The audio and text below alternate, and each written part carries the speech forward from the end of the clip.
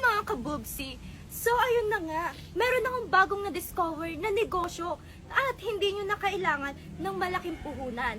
At isa pa, kung namamblema kayo sa warehouse, stockroom o kaya naman sa mga packaging materials, pues, sisitaw na ang bahala dito. At ang kailangan mo lang ay internet at cellphone. Una, kailangan lang nating i-download ang Sitaw app or i-visit ang sitaw.com. Dito sa Sitaw, magiging seller ka na ng mga product nila. At ang maganda dito guys, alam nyo ba na tsaka nyo lang babayaran yung mga product na na-check out sa account nyo kapag may nag-check out na, di ba?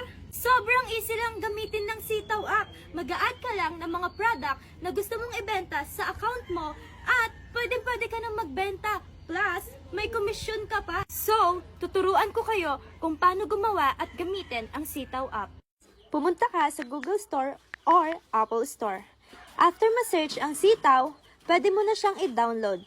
And after mong ma-download, pumunta ka na sa Sitaw app and mag-create ka na ng account mo. And syempre, kailangan dito ng full name and ng email. So, dapat make sure na tama ang ilalagay sa email kasi dito i-verify para makapag-create ng account.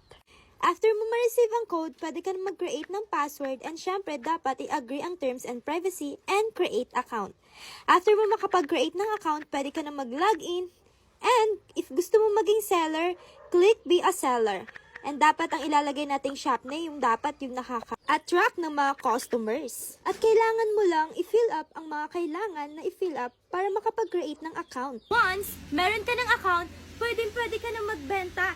How to start? Here's how. First, mamimili ka lang ng mga product na gusto mong i-add sa account mo. At syempre guys, provided na rin to ng Sitaw.